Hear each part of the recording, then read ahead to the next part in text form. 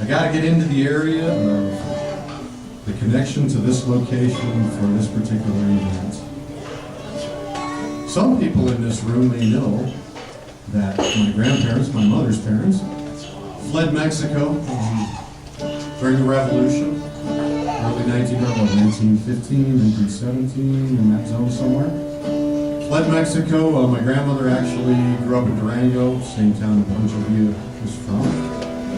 So they fled heinous stuff. Their fathers were killed. They fled, not together, but they fled under cover of darkness, made their way to the United States. Now, we always like to romanticize stories. We hear these things about our family. Maybe they go in one ear out the other ear, but we don't really make the connections and that kind of thing.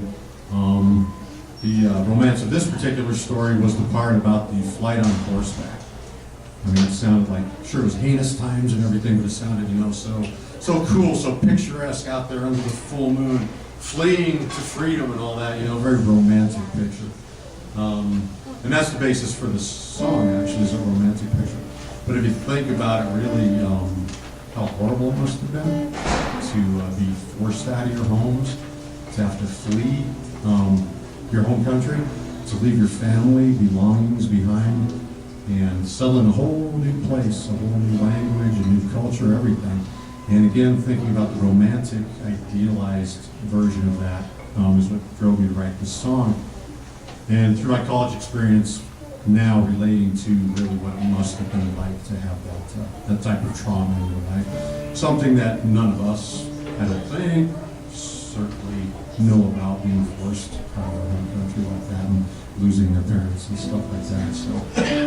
So coming back to this location, this was the original La Hacienda Mexican food restaurant that my grandfather started.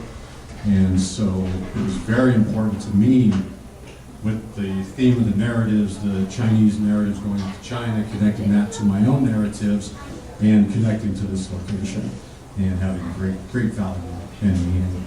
And then having Andy and Ching from Eden Event Center, Eden Restaurant Event Center, actually donate the space, as I put in the program there, but they actually donated the space for this.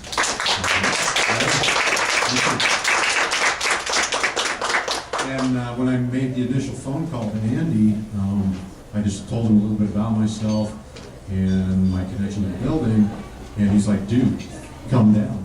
I'm going to give you a tour of all my properties. I'm going to introduce you to all my managers.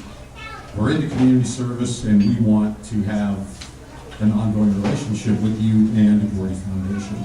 So hopefully we'll be bringing many, many events back to this location, and thank you all for coming today. I did a really very special thing. I used to walk this neighborhood with my grandmother, who was also my godmother, my Mama Rita, and because of that we had a very close relationship. And we used to walk from her house up on Columbine, down to church, and then we walk over to the restaurant. Usually too tired, so she'd get one of the managers to drive us back home again. But I can only imagine the spectacle of a little Mexican man walking around with a tow-headed blonde boy by the hand, and then what that must have looked like to people. But that is coming around to the connection to this location. And again, I'm very thankful for all of you and for the opportunity to connect all of this history.